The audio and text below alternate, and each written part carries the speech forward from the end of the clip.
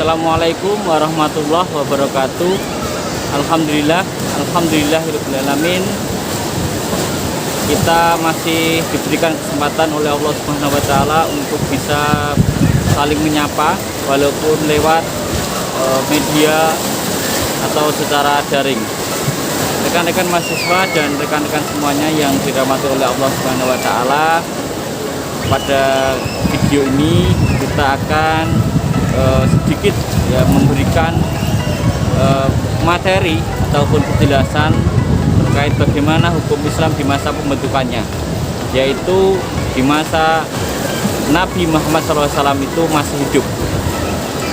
Rekan-rekan mahasiswa yang berbahagia, tentunya kita tahu, kita paham bahwa salah satu landasan hukum yang berada di hukum Islam adalah yang paling pokok adalah Quran dan hadis.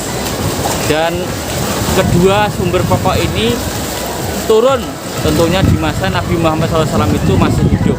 Dan karena dua sumber pokok ini adalah turun di masa Nabi Muhammad SAW itu masih hidup, tentunya banyak penjelasan, tentunya banyak keterangan, dan mungkin juga banyak pertanyaan ataupun hal-hal yang perlu dikritisi atau ditanyakan oleh rekan-rekan semuanya. Oleh sebab itu, maka mari simak video ini hingga selesai. Semoga kita bisa mengambil manfaat dari video ini. Demikian, terima kasih. Semoga tetap sehat untuk kita semua dan kita semua diberikan yang terbaik oleh Allah Subhanahu wa taala. Pada sesi kali ini kita akan membahas tentang masa pembentukan hukum Islam, atau bagaimana hukum Islam ketika pada masa Nabi Muhammad SAW masih hidup. Materi ini adalah materi pertemuan yang keempat dan pada mata kuliah Sejarah Perkembangan Hukum Islam. Sebelum masuk ke bagaimana kondisi hukum, kita ketahui tentang bagaimana geografis, kemudian keadaan sosial politik di negara Arab. Hal ini perlu kita sampaikan karena kondisi geografis, kondisi sosial, budaya itu sangat mempengaruhi hukum yang turun nantinya di negara Arab. Batas negara Arab itu terdiri dari dia memiliki dua pesisir, yakni Laut Merah dan Teluk Persia. Di sebelah selatan itu ada negara Yaman, ada Oman. Di sebelah timur ada Uni Emirat Arab, ada Qatar, ada Kuwait, ada Irak juga, yang Irak itu bisa disebut kita sebelah timur dan sebelah utara. Di sebelah utara ada Yordan, di sebelah barat ada Laut Merah, di sebelah timur juga ada Teluk Persia. Nah, luas negara Arab itu sekitar 2,1 juta kilometer persegi, dengan karakteristik sebagian besar adalah gurun pasir dan kota-kota penting itu sudah ada di situ. Ada Mekah, ada Madinah, ada Riyadh, ada Tabuk, Hail, Duba, dan lain sebagainya. Kemudian situasi politik di Islam, ketika Islam itu sebelum datang dikuasai atau direbut oleh dua kerajaan gitu atau dua imperium. Pertama Kekaisaran Romawi, dan yang pertama Kekaisaran Romawi dan yang kedua adalah Persia. Ibu kota Kaisar Romawi itu di Konstantinopel, dan ibu kota Imperium Persia itu ada di Madain. Nah, ada sebuah peristiwa yang penting yang mungkin sudah banyak kita ketahui, bahwa ketika menjelang Nabi Muhammad SAW itu lahir, Abraha dari Kekaisaran Romawi itu melakukan invasi ke Mekah untuk menghancurkan Ka'bah. Dan kita kenal dalam agama kita ada peristiwa burung ababil. Nah, kemudian secara sosial, kehidupan sosial, mereka bertumbuh pada perdagangan, karena kalau kita lihat dari sisi geografisnya tadi, negara Arab ini kan sebagian besar itu adalah gurun, ya, sehingga mereka mengandalkan perdagangan dari satu tempat ke tempat yang lain, dari kabilah satu ke kabilah yang lain untuk melakukan perdagangan. Nah, perdagangan ini terkait dengan sikap atau sifat yang berada di negara Arab, yaitu sifat kesukuan mereka yang sangat tinggi. Nah, sehingga ketika mereka melakukan perdagangan dari kabilah satu ke kabilah dari suku, melewati suku satu ke suku yang lain, dari tempat satu ke tempat yang lain, mereka harus ibaratnya itu memberikan uang jaminan, ya, sehingga ketika dalam perjalanan mereka lancar, tidak ada gangguan keamanan gitu, karena mereka itu secara keorganisasian mereka kurang baik, ya, dan mereka memiliki sifat sukuisme yang sangat tinggi, sehingga ketika terjadi konflik, ya, antar suku itu tidak jarang terjadi perang, ya, tidak jarang terjadi perang antar suku dan atau yang semisalnya. Mereka memiliki memiliki ego atau memiliki pemikiran bahwa faktor keturunan itu sangat-sangat penting bagi mereka, karena faktor keturunan, kearifan, keberanian itu lebih kuat di dalam kehidupan mereka. Kemudian tidak memiliki hukum yang reguler, kekuatan pribadi dan pendapat suku lebih kuat dan diperhatikan. Jadi kesukuan itu mereka sangat kuat dalam kehidupan sosial mereka. Lalu yang berikutnya adalah bahwa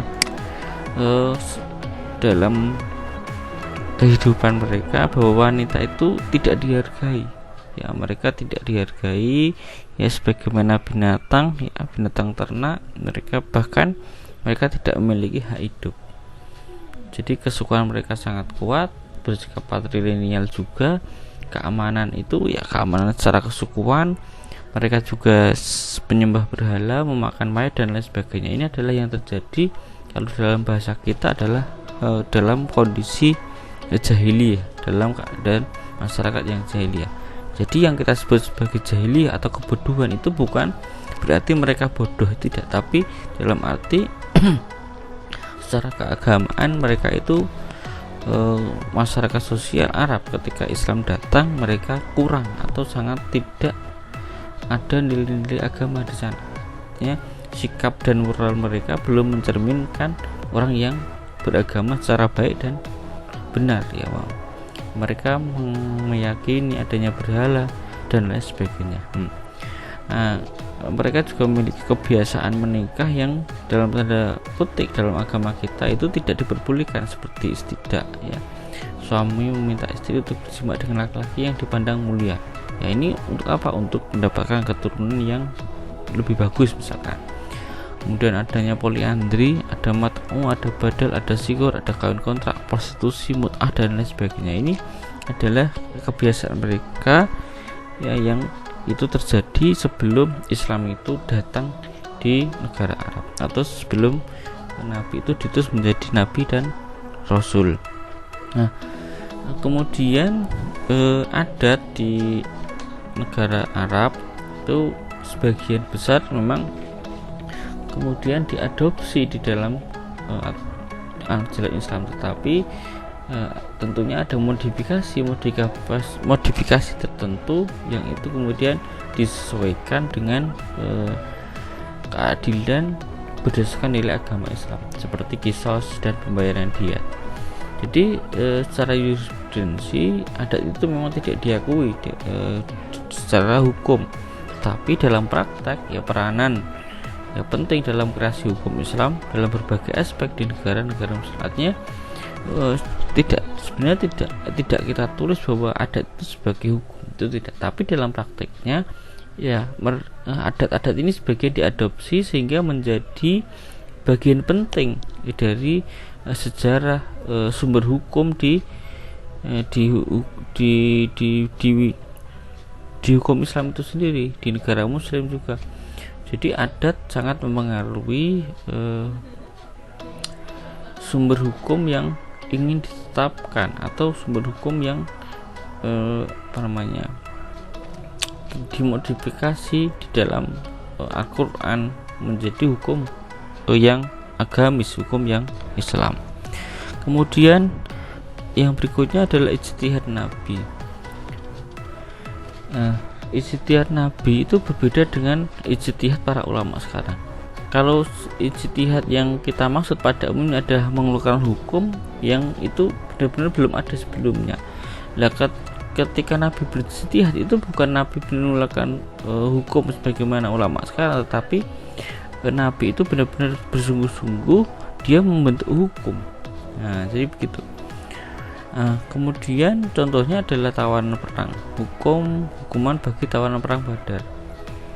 Nah, ini juga disebutkan di dalam Quran surat Al-Anfal ayat 67 sampai 68. Ini ceritanya agak panjang, tapi intinya bahwa Nabi itu berijtihad tawanan perang ini mau diapakan. Ada yang mengatakan mau dibunuh, ada yang mengatakan kemudian dibebaskan dengan bersyarat dan lain sebagainya. Lalu kemudian mereka berembuk dengan Nabi ini berembuk dengan para sahabat dan akhirnya muncul sebuah keputusan dan ditegur oleh Allah Subhanahu wa taala dalam surat Al-Anfal ayat 67 sampai 68. Yang berikutnya tentang bersuci dengan tayamum. Nah, ini bisa kita lihat pada diamnya Nabi Muhammad SAW tidak melarang sahabat. Ya, diamnya Nabi Muhammad SAW ketika tidak melarang sahabat yang junub dan tidak dair, kemudian tidak tahu tata cara tayamum. Kemudian Nabi bersabda untuk tayamum, ya. Kemudian bagaimana kondisi hukum Islam di masa Nabi Muhammad SAW? Ada beberapa catatan di sini, yaitu terkait sumber hukum.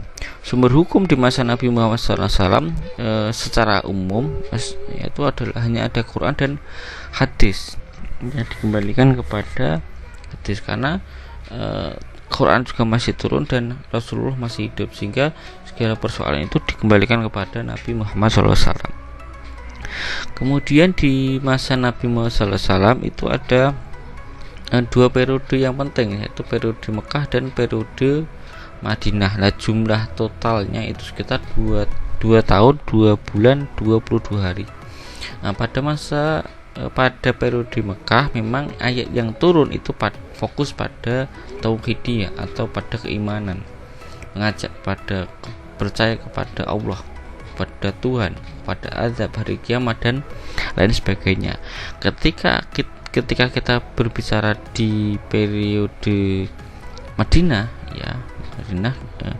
persoalan yang dimunculkan atau tema-tema muncul, hukum yang muncul adalah sudah berkaitan tentang amaliyah, yaitu muamalah, jihad, jinayah, mawaris, wasiat, tolak, sumpah dan peradilan. Nah, itulah yang terjadi pada masa Madinah. Yang periode di Mekah itu selama 12 tahun kurang lebihnya, dan periode Madinah itu kurang lebih selama 10 tahun. Jadi totalnya adalah 22 tahun. Nah, berikutnya bagaimana pengembangan hukum pada fase pembentukan hukum di masa Nabi Muhammad SAW. Nah, ketika Nabi Muhammad SAW itu menjelaskan sebuah hukum, sebenarnya Nabi itu tidak mengenal itu wajib atau sunnah. Nah, jadi ketika menjelaskan sholat, ya ini yang dikerjakan, gitu aja. Nah, yang menentukan rukun, sunnah dan sebagainya itu adalah ulama setelah itu. Nah, kemudian yang berikutnya adalah kerangka hukum syariat. Kerangka hukum syariat ada yang dihadapi masyarakat, boleh atau tidak menggauli istri saat haid, dan tidak ada kaitannya tauhid, ibadah, larangan tertentu. Jadi sangat aktual. Ya, jadi ketika masyarakat bertanya tentang ini, maka Nabi Muhammad SAW yang menjawab itu. Jadi kerangka hukum syariat itu ya tidak dikaitkan tentang tauhid. Kalau ibadah ya ibadah, tauhid ya tauhidnya sangat ya belum ada sistematis yang jelas. Nah, jadi ya apa adanya begitu. Kemudian secara periodik, syarat itu diturunkan secara periodik ya. Misalkan tahapan dalam menentukan kesatuan hukum 1 tahun, sholat diusul adzan di tahun pertama, puasa, sholat, kurban, dan artinya bertahap ya secara periodik. Jadi tidak kemudian kalau kita mengenal rukun Islam 5 itu kemudian tidak tiba-tiba diatur sekaligus satu kali turun, tidak, tapi bertahap sehingga 5 rukun Islam itu kemudian menjadi jelas terang sehingga kita bisa lakukan sampai hari ini. Kemudian fikih di tangan Nabi, artinya Nabi itu sebagai pembentuk hukum, dia juga sebagai hakim ya. Jadi ketika ditanya ya Nabi menjawab, dan Quran adalah sebagai sumber utama. Ketika Nabi Muhammad SAW tidak bisa menjawab, maka menunggu wahyu turun ya, dan begitu ya. Bisa juga Nabi itu kemudian memutus sebuah hukum, kalau salah kemudian ditegur oleh Al-Quran ya melalui wahyu yang turun. Nah, fikih itu benar-benar aktual dan bukan sebuah teori. Jadi tidak kita kenal itu fikih adalah ini tidak. Nah, fikih itu ya kalau ada pertanyaan datang kepada Nabi, ya itulah fikih. Nah, itu namanya fikih, artinya sangat aktual sekali, bukan kita teorikan seperti hari ini ada fikih ibadah, fikih ini tidak ada. Yang ada ketika zaman Nabi Muhammad SAW adalah ya Nabi itu sebagai bentuk hukum ya, karena ada sesuatu yang aktual dan harus segera dijawab dan tidak bersifat teoritis. Nah, oke, demikian yang bisa kami sampaikan. Semoga video tadi bisa bermanfaat untuk kita semua. Terima kasih sudah menyimak video ini ya. Assalamualaikum warahmatullahi wabarakatuh. Demikian tadi video tentang hukum Islam di masa pembentukan atau di masa Nabi Muhammad SAW masih hidup. Semoga bermanfaat untuk kita semua. Assalamualaikum warahmatullahi wabarakatuh.